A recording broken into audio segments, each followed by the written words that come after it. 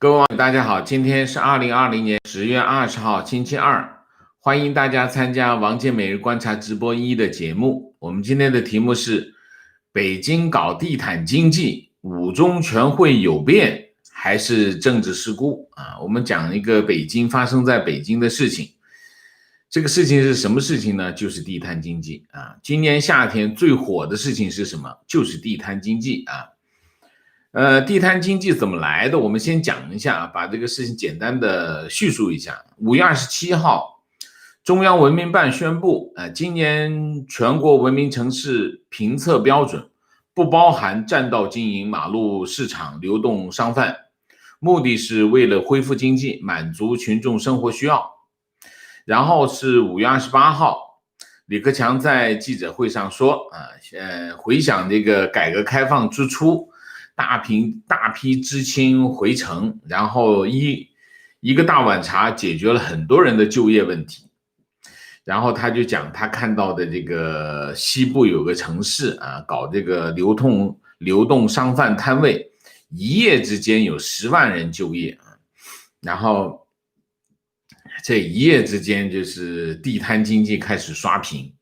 像什么成都啊、郑州啊、长沙啊、西安、大连、南京、青岛，陆陆续续就开始推这个地摊经济。那么全国大部分的城市都开始搞，甚至现在很多当时很多县城都在搞啊，中心城市就不要说了，县城都搞啊。其实县城本来就有地摊经济啊，然后就有些城市管得好一点，有的城市管得不好。就反正就有些城市连黑社会都不如，黑社会管地摊经济管得最好，最有秩序。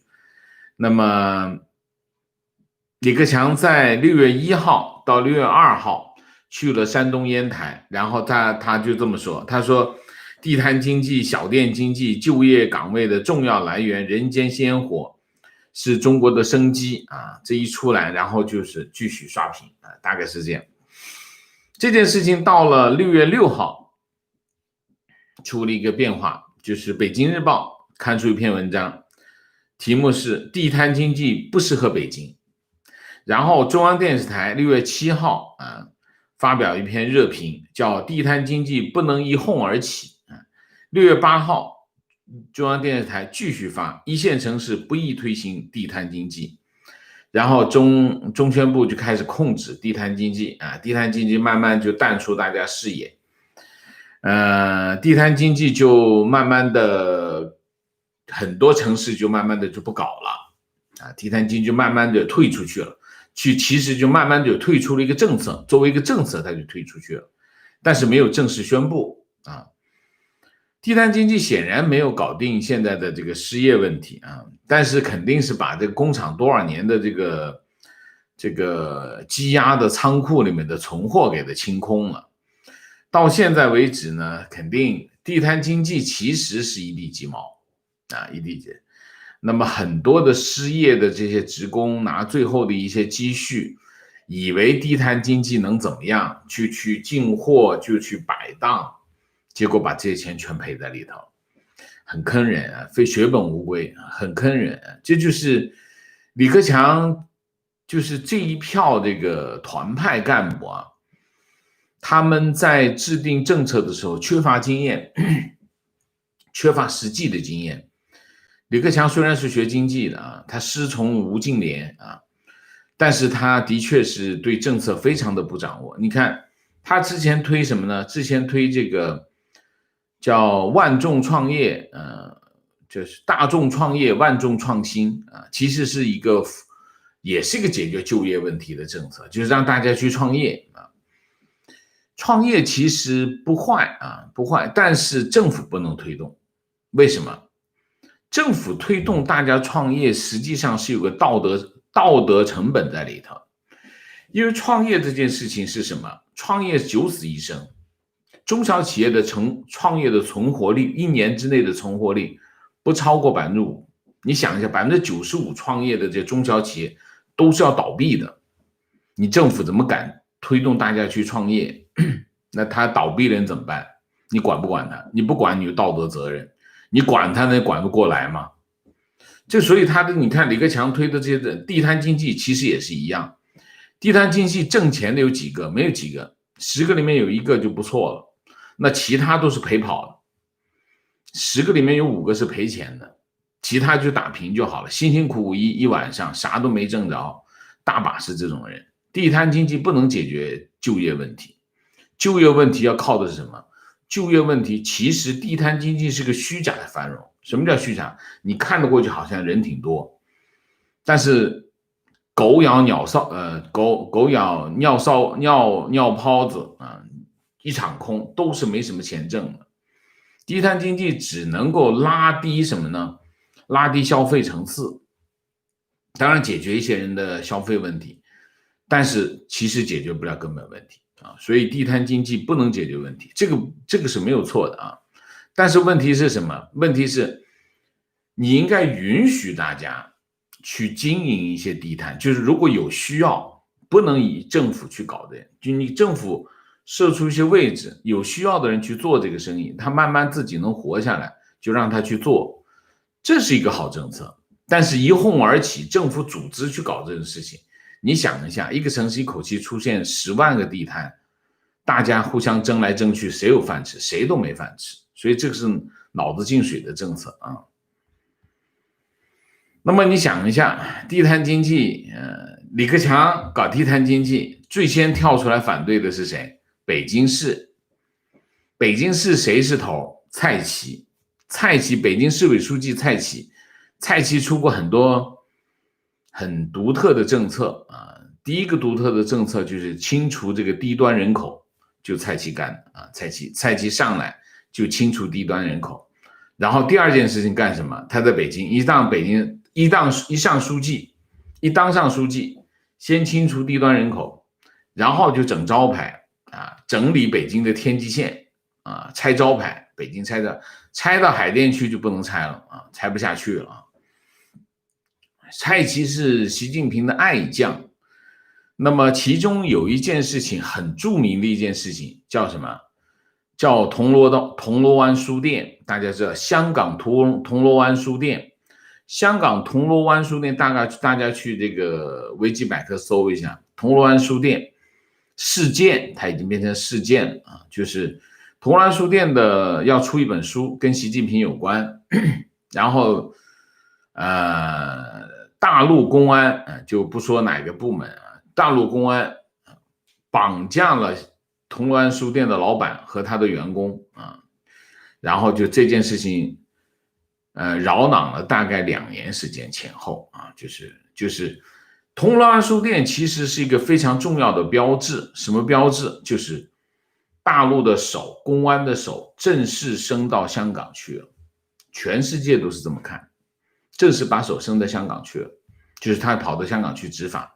后来出现的四季酒店啊，那什么明天系的老板啊，就被绑架回去，都是铜锣湾事件的一个延续啊。那么他做这件事情当然是护主心切啊，因为这本书是写的是习近平啊，护主心切就去办这些事情啊。那么他就深得习近平的信任，就在这个位置上把他从这个叫国安委原来是习近平搞的一个非常庞大的机构，现在已经悄无声息了，叫国家安全委员会啊。国家安全委员会，蔡奇是从浙江的副省长，蔡奇是他原来是这个福建省委书记不是就这个叫什么陈光义后来去做这个民航局的局长他原来是任福建省委书记陈光义的秘书啊。蔡奇原来是陈光义的秘书，陈光义走了以后，后来这习近平上来就用他，把他一起带到了浙江啊。浙江当这个先是做这个杭州市长，后来做副省长。国安委成立之后，习近平让他去做国安委的副主任啊，办公室副主任。他在做办公室副主任的时候办的这个案子，什么案子？铜锣湾书店的案子，就他办的啊。然后就办案，护主心切，护主有功。让他去北京当市长，先当市长后当书记，这就是蔡奇。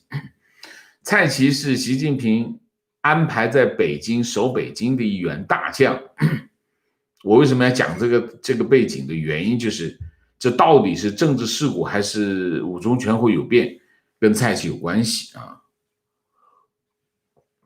2016年他去北京当市长，然后就接郭金龙，郭金龙当时是北京市委书记，然后去调到重庆当书记啊，重庆当书记郭金龙啊，然后他就接郭金龙的位置。蔡奇接郭金龙的位置，连中央候补委员都不是。北京市委书记没有不是中央委员的，没有不是啊。大部分的北京市委书记都是政治局委员啊，大部分的他连中候补委员都不是。所以你看他这个火箭做的有多快，他基本上是坐火箭到北京当书记的。所以呢，所以我们讲这个蔡奇就是习近平安排在北京守北京的地方啊，这人啊，他跳出来反对地摊经济，当然不是他个人意见，肯定是上面有人授意啊，然后就北京就跳出来反对。那么为什么要反对？当然这件事情跟什么有关系？跟今年2020年是奔小康的收官年，也是扶贫计划的收官年，这两个都是在2020年要实现。结果你又扶贫，要完成扶贫攻坚任务，又要完成这个奔小康的任务，然后这个时候呢，李克强跑出来说我们要发展这个地摊经济，这不是打习近平的脸吗？这先是谁呢？先是李克强去打习近平的脸，然后呢，蔡奇跳出来又是护主心切去打这个李克强的脸，就说北京不适合搞地摊经济，这一巴掌扇过去啊，这直接就打脸。因为你要知道中共中央是在北京啊，这北京说这个话是直接打脸啊。那么然后中宣部就开始降温，地摊经济就也悄无声息。好，问题来了，北京日报、新京报10月16号报道啊，这个北京市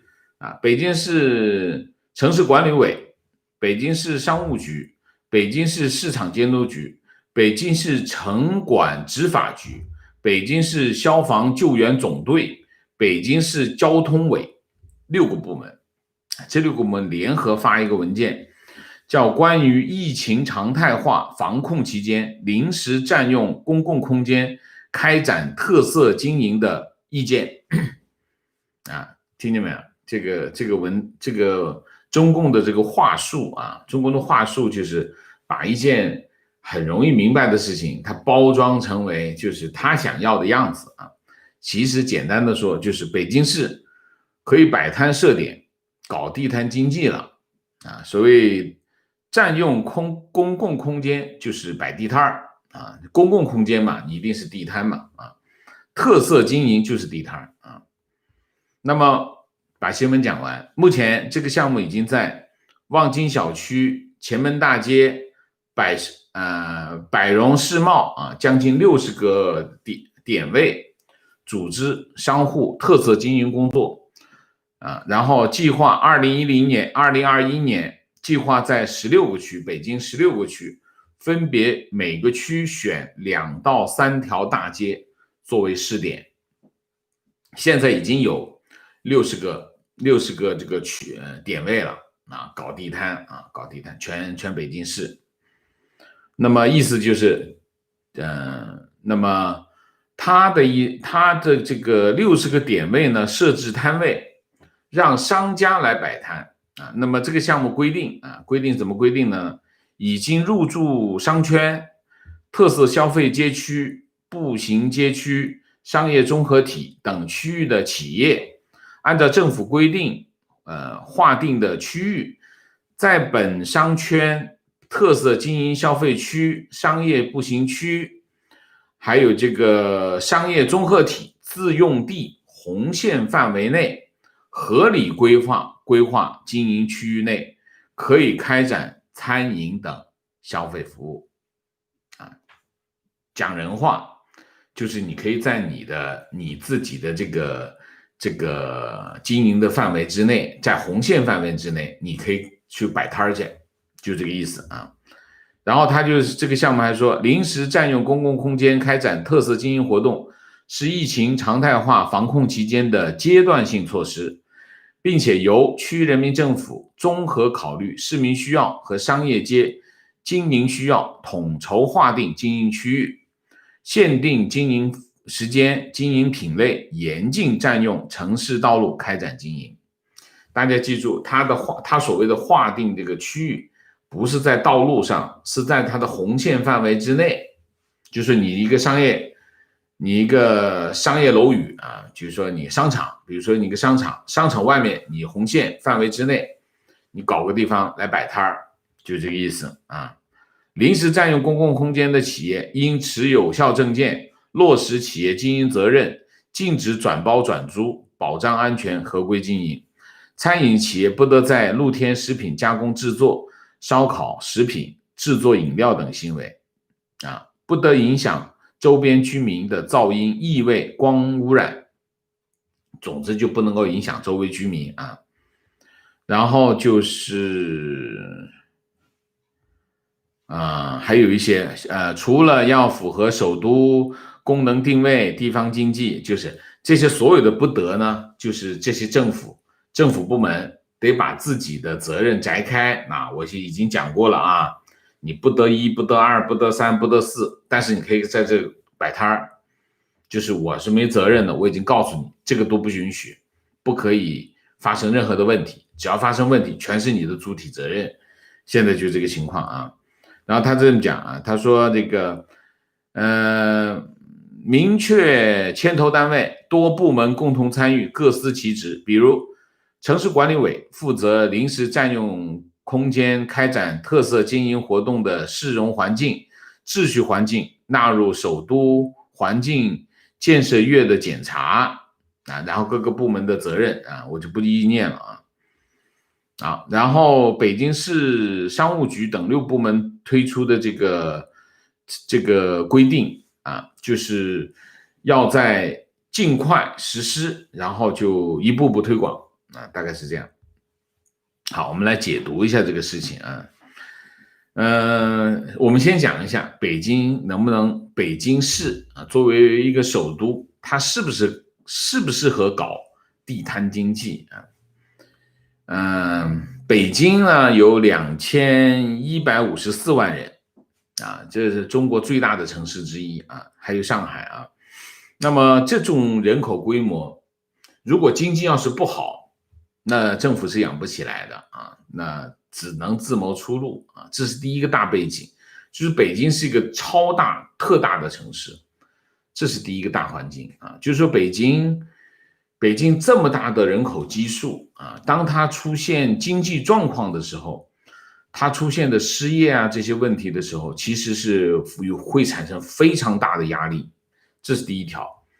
第二条，北京是中国最怪异的城市那么一般来说，城市的形态通常是纺锤形，就是两头小，中间大，就是有钱人少，然后穷人少，然后就是很穷，当然我讲穷人是很穷，赤贫那种，然后中间是比较大的就通常是纺锤形。北京不是，北京是腰鼓形，就是两头大，中间小。两头大中间小是什么意思？就是北京很多有钱人有钱人多，官多，所以两头大，这是一头。另外一头，北京人真穷，北京的普通市民真的收入很低就是北京的平民很多，而且大部分外来人口都是平民，所以中间的中产非常小。当然北京也有很多高收入人群，但是相对于北京2000多万这个人口的这么大城市来说，中间是小的。经济好的时候当然中间稍微大一点，但是总体来说北京是两头大中间小。那么在这种形态之下呢，如果经济出现了一些状况的时候，就比如说经济回落啊，是等等情况的时候，中间的这部分又会掉到下面去，所以下面就会特大。下面特大的情况，这就意味着什么？意味着北京需要解决2票人，一票人是什么？一票人，比如说商场没生意，现在经济不好，商场没生意意味着什么？商户要倒闭，北京不想让它倒闭，倒闭的话呢，就业更成问题。就是北京市政府一头要解决商户的生意，另外还一头什么？北京人没钱。北京其实平民是很多的，你看一下北京的普通的老百姓收入很低，他的生活成本越来越高。原来的这个城区的模式呢，就是很多的叫四合院啊，这种小胡同啊，这些城市的规模，它会容纳很多低消费的供应。就比如说路边摊啊，比如说一个小店啊，那它成本很低，它卖的价格也很低，那么普通老百姓就在这些地方消费。那这些年北京大规模的拆迁，这都没有了，都被消灭掉，都被那些什么连锁店取代。连锁店的价格很贵，对于普通的北京市民来说，他消费是有压力的，所以地摊经济是符合他们的需求的。北京有大量的这种所谓的蔡奇讲的低端人口，这低端人口真消费不起啊！你天天吃这个专卖店，这他消费不起啊！麦当劳、肯德基消费不起，他只能买什么呢？买煎饼果子，路边骑个自行车，煎饼果摊买一套当早餐，这个可以，这很符合北京的消费水平。但是现在已经消灭的差不多了，所以地摊经济是有需求的。一头是什么？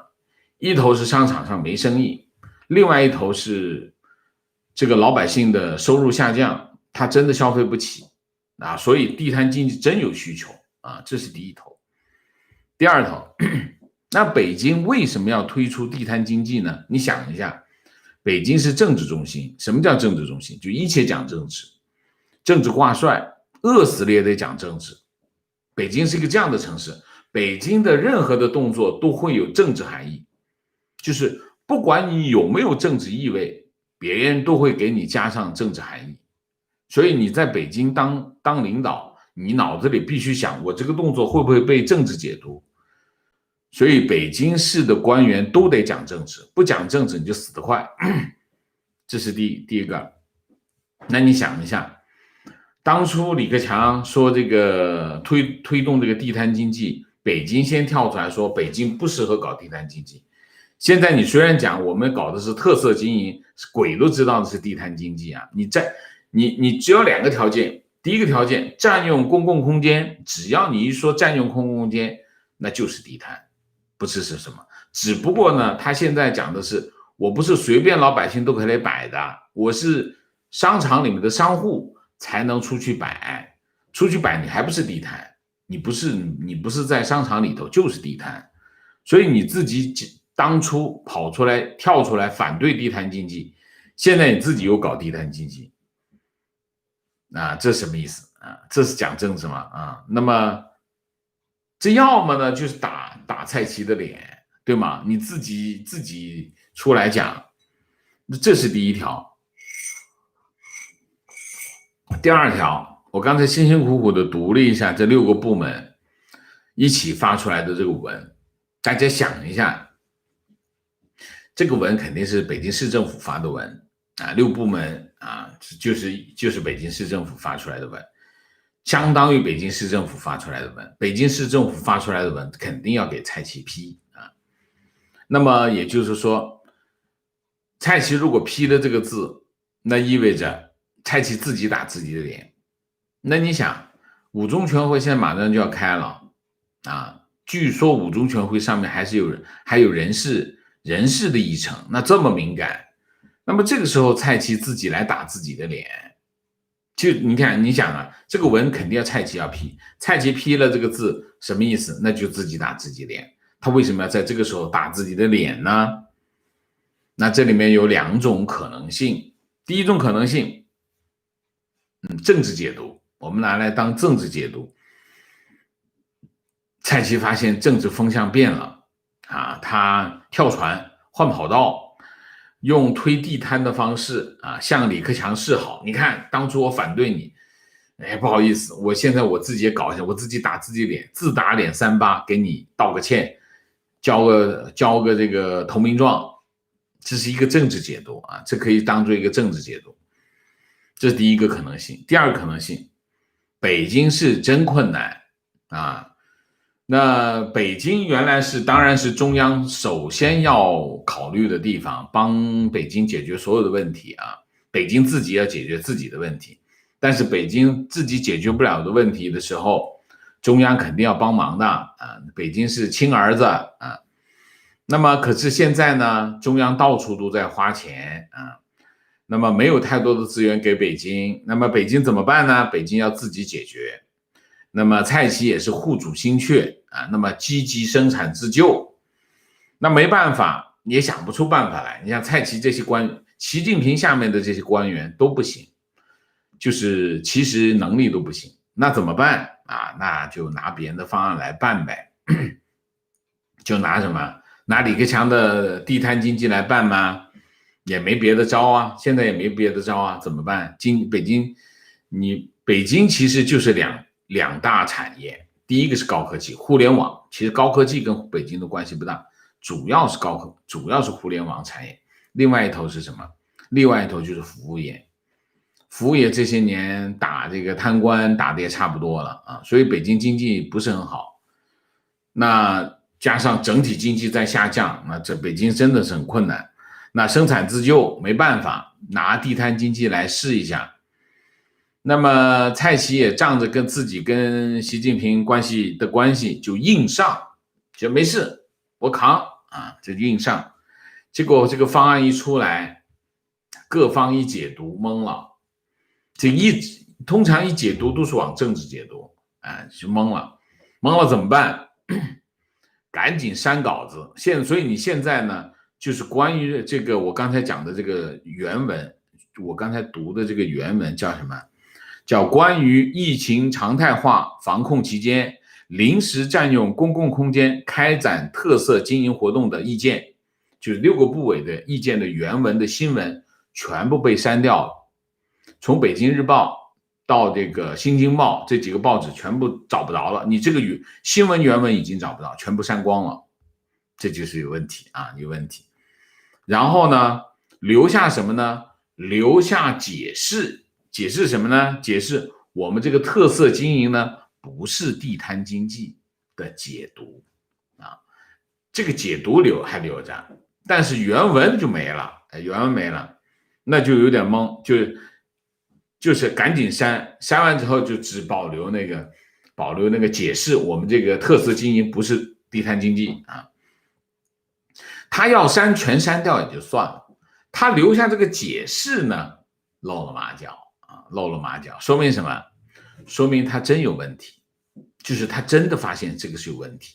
我搞这个原来被解读成地摊经济，我被解读成地摊经济，那可能就意味着我是向李克强示好，不行，我不能这样解读，不能被这样解读，所以他留下那些解读我们不是地摊经济的这个文章来解释说我不是向李克强示好。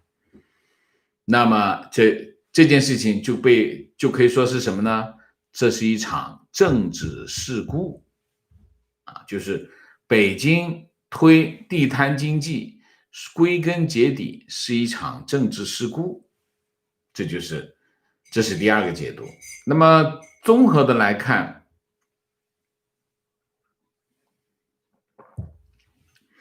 我看了一下最近网上有一些关于这个五中全会的各种猜测啊，那么其中包括一些剧烈的人事调整。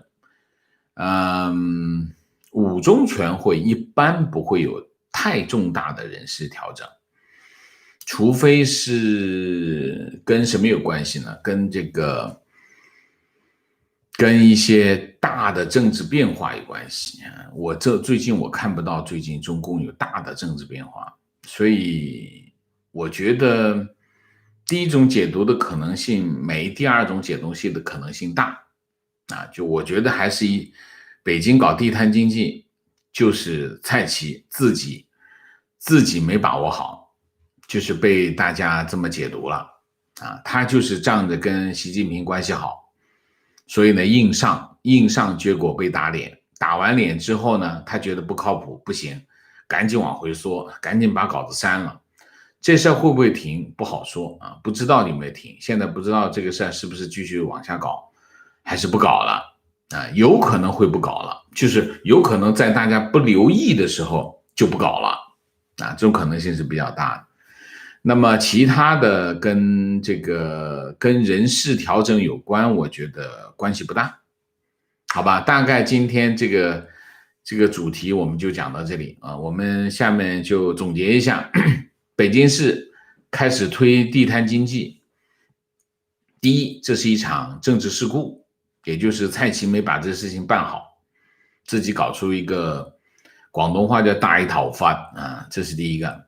第二，北京市的经济是真糟糕糟糕到北京都这样了，那你想一下，全国的经济他还说有 4.9% 的增长，全国经济你想，如果全国的经济平均有 4.9% 的增长，意味着北京怎么着也得有个 6-7% 吧，北京有 6-7% 的增长，北京能够搞地摊经济，这不疯了吗？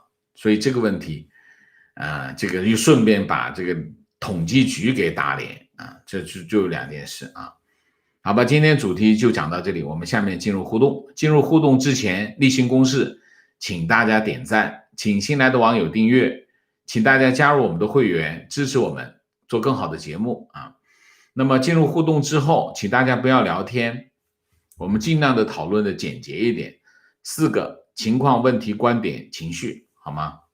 好，我们今天看看大家有什么高见。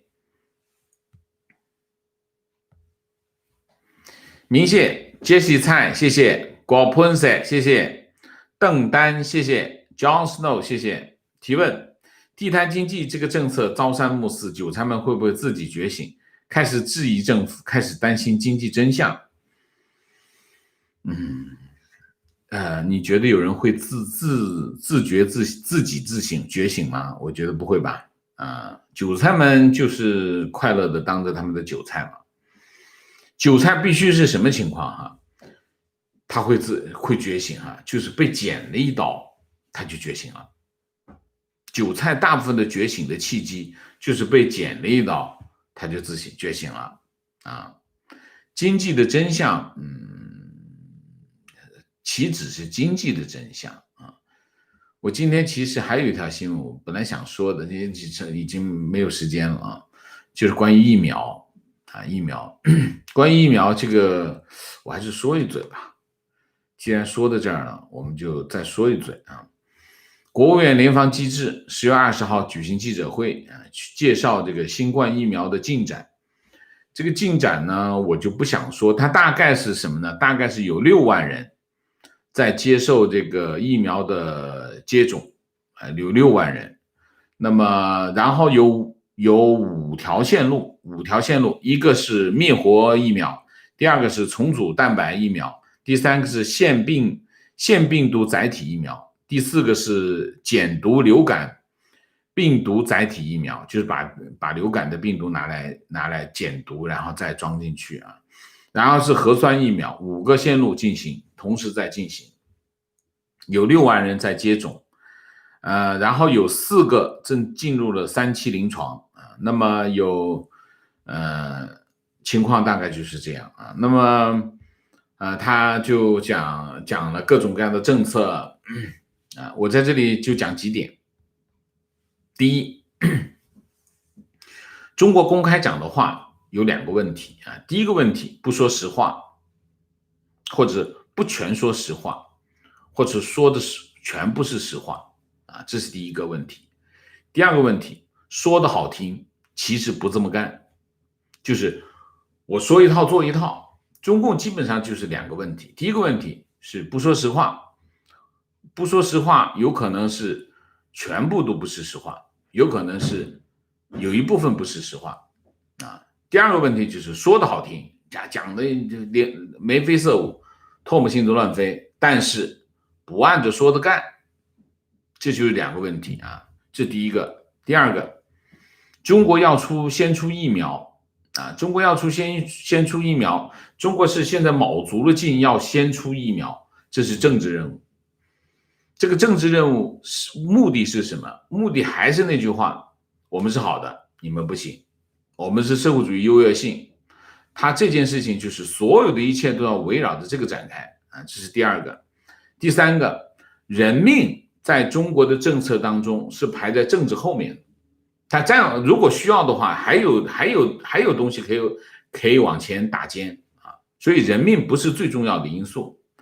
所以大家一定要搞清楚这一点，在中国的政策当中，人命是排在政治后面的啊。所以中国的疫苗最大的风险是什么？就是政治风险。为什么政治风险？它表现在什么地方呢？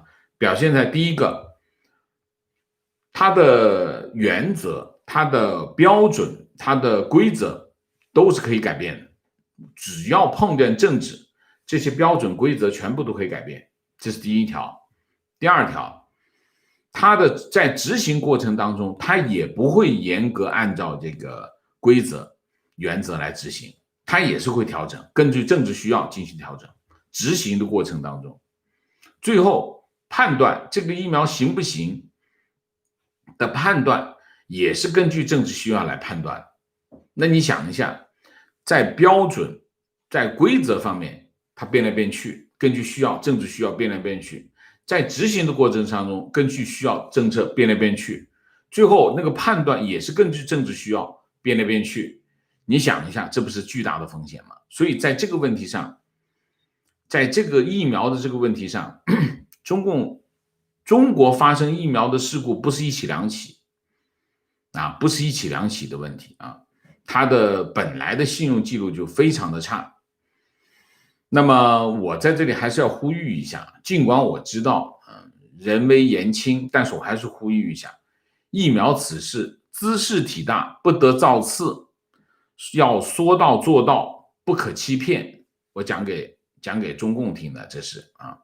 对于老百姓来说，不可尽信，要小心求证，独立判断，谨慎决定，就是这两个，好吧？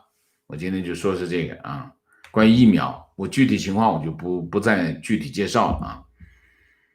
那么情绪，李中堂要搞，庆丰地不让，现在庆丰地要搞，党媒又各种吹，一点逼脸都不要，还什么经济 V 型反弹，再创新高什么的，很快就亩产万斤了，非常好的情绪啊。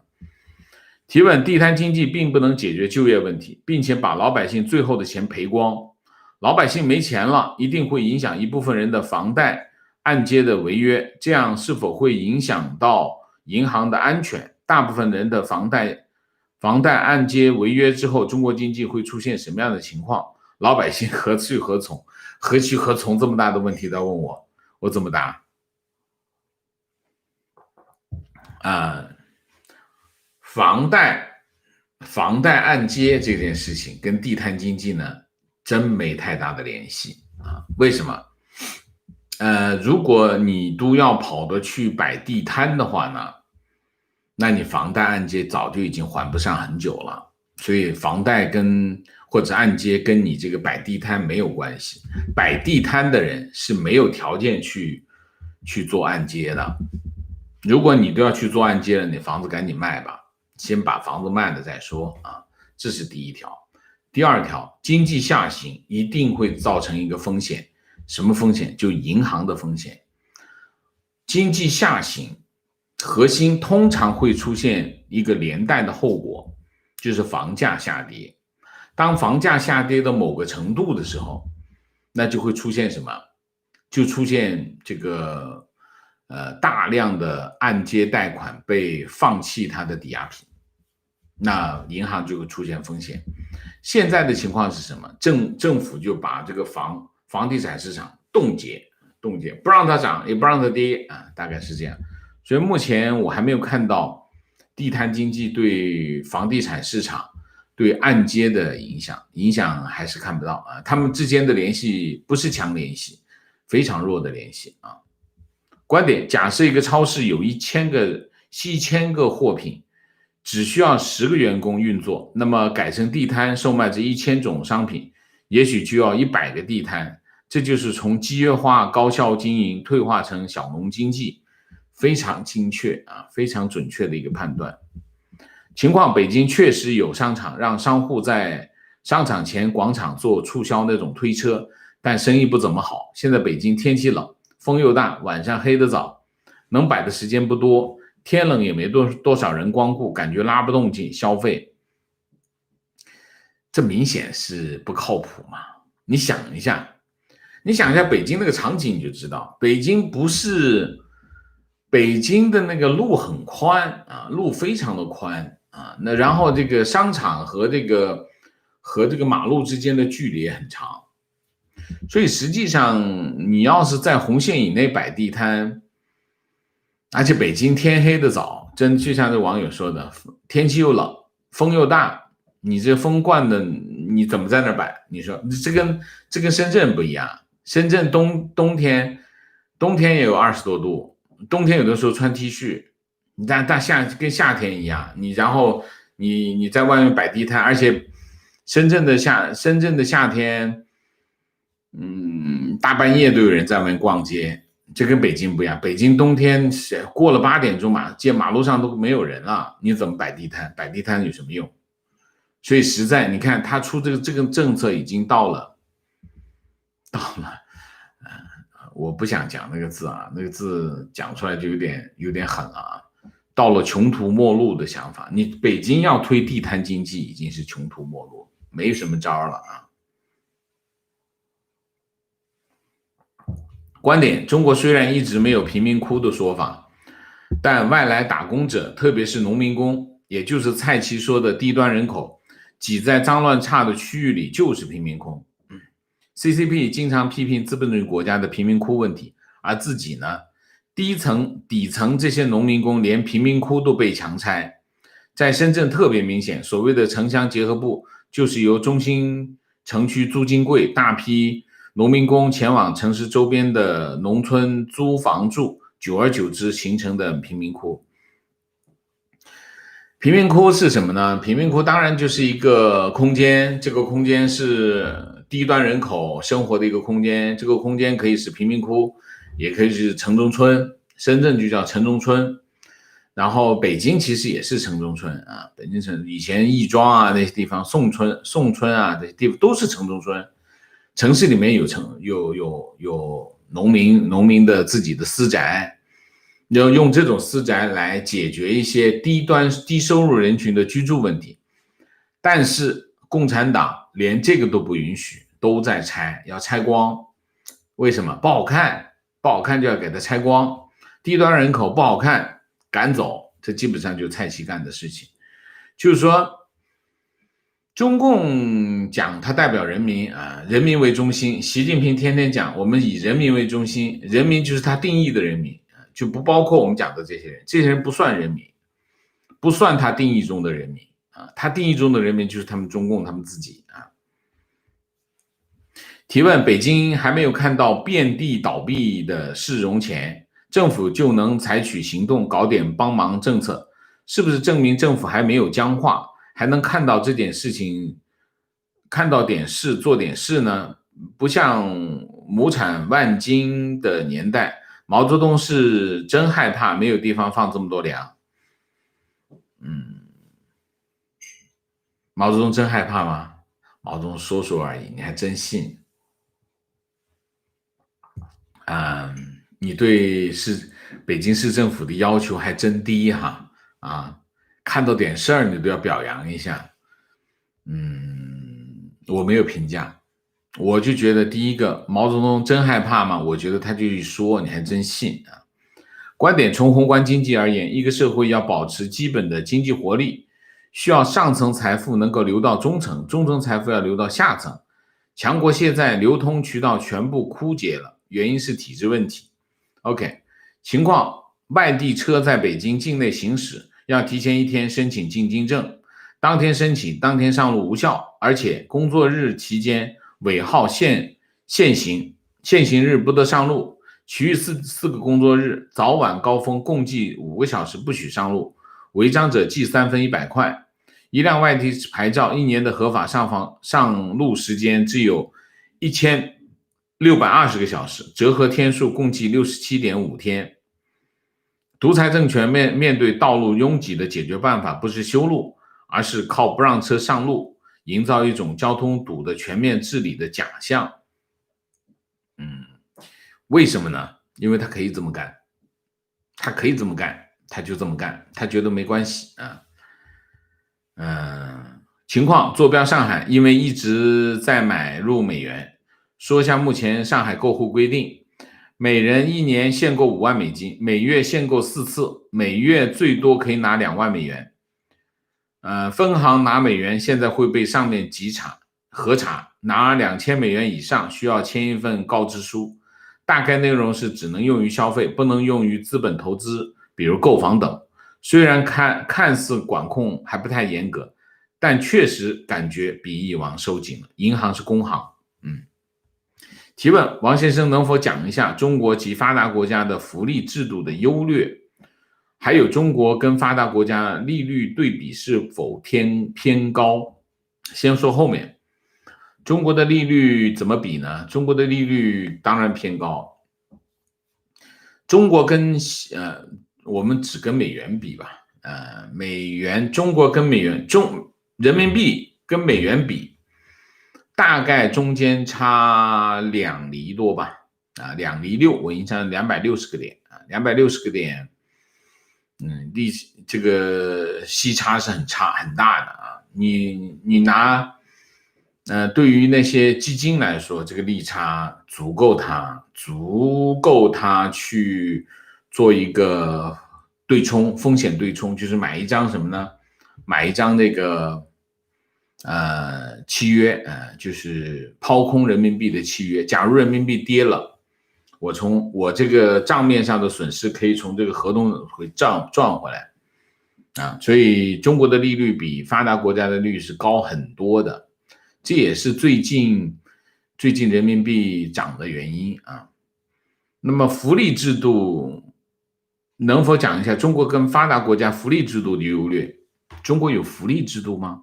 我没有听说我在中国生活这么多年，我从来没听说过什么福利制度。中国没有福利制度没有福利制度。你比如说社保也好，这个医保也好，那都不是福利，那都是台账，就是政府没掏1分钱，都是你自己掏的钱存到里面去，然后再拿出来。只不过呢，你在往里面存钱的时候，顺便把你们单位的钱一起存进去了，然后你花的钱还是这里头的钱。所以中国没有福利制度，哪有福利制度？没有可比性，完全没有可比性。中国有的公共服务就是教育、医疗、退休都没有福利教育这一块政府是有投入的，这个是，但是中共的教育是洗脑教育所以根本不算福利那就是一个工程，洗脑工程。所以中国没有福利制度，没有可比性情况，深圳边缘地带人流越来越少，摩的变得出奇的多，这就是个明显的信号，师爷的民工不是一般的多。观点：看完上一期朝鲜战争的回放，继续看老师的直播央视的为了和平第1集，讲到朝鲜战争的爆发，绝口不提谁先挑起战争，但是讲到韩国10月1日反攻越过38线，说美韩悍然入侵朝鲜OK。 观点：上次李克强搞地摊，各地一时变成豪车展览，许多年轻人以体验生活为名，晒着豪车，随便摆几件东西凑热闹，也不知道这些人什么心态。但那些真正要靠摆地摊来维持生计的穷苦人，被这些人搞得哭笑不得。北京如果搞地摊，那大家就等着更高规格的豪车展览吧。反正我还是觉得北京搞地摊，如果不是白天的话，那就完蛋因为北京天黑的早，你只能是白天摆才行。白天如果不让摆，那这地摊没什么好搞的啊。观点：蔡奇治理水平是真菜，坐火箭升职，脑子高温烧坏了。情况：每日经济新闻报告，浙江已经74.3万人接种了疫苗，400元2针。观点：中共的疫情花费这下子有机会收回成本了啊。情况：强国的各种疫苗问题大面积爆发，是从日本停止无偿大规模援助疫苗开始的。观点 GDP 都100多万亿了啊，还要过紧日子。那么以前的日子是怎么过的？国人被骗了70年，以前说是民智未开，现在许多国人觉悟人无寸进啊。情况：国内连贫民窟都没有，有些城市在桥梁公园放钉子，说流浪汉影响市容。我回国每次经过商场的一个地下通道，一个盲人摆地摊，老婆意外去世，6岁的女儿借着路灯趴在通道楼梯学习，租的雨棚住，这也被拆了，以后去哪生活？中共的逻辑就是，我把他赶走，我就没有这个问题了，他根本不解决问题，就不解决那些这个睡天桥底的问题。你看见很多，所以我经常讲啊，在中国你看到的新闻都是狼心狗肺。你打开网易啊，打开叫头条新闻，你看一下那新闻，天天都是狼心狗肺啊。你说那个天桥底下无家可归，我睡天桥底下都不让，要坐上那个水泥，就这个说的叫什么钉子，放钉子，不让你在那睡，就是把你赶走。这就是完全没有底线，就政府完全没有底线，他只要把你赶走就行，你去别的地方不要在我这儿就可以了，他完全不管你。所以你看中国的你每次打开中国的这些新闻的 APP， 你看到的新闻，我脑子里就是4个字：狼心狗肺啊。观点：毛是农民出身，不可能不知道谋产万军是假大空，为什么还有这么多人认为毛这么蠢？毛有这么蠢吗？毛鼓励放卫星是掠夺老百姓的公粮，去跟苏联换核弹的原料，农产品换2弹1星。既然农业收成这么好，那么多多交一些公粮无可厚非吧，所以才有3年饥荒饿死人。事实上，大部分的口粮被掠夺去苏联了。情况：王老师说的太对了。企业员工30%医疗保险被政府充公了，齐齐哈尔消防员退职金30%，让当地政府发钱，能不能拿到，看当地政府是否有钱，就是这样。现在这种情况就是这样。好，我们今天节目就到这里，明谢一下 Leonardo， 谢谢 Sophie 蒙，谢谢 ESA， 谢谢。好，我们今天节目就到这里，感谢大家的参与，我们下个节目再见。再见之前，请大家点赞，请新来的网友订阅，请大家加入我们的会员，支持我们做更好的节目，做更好的自己。重要的话说3遍，我说2遍，请大家加入我们的会员，谢谢。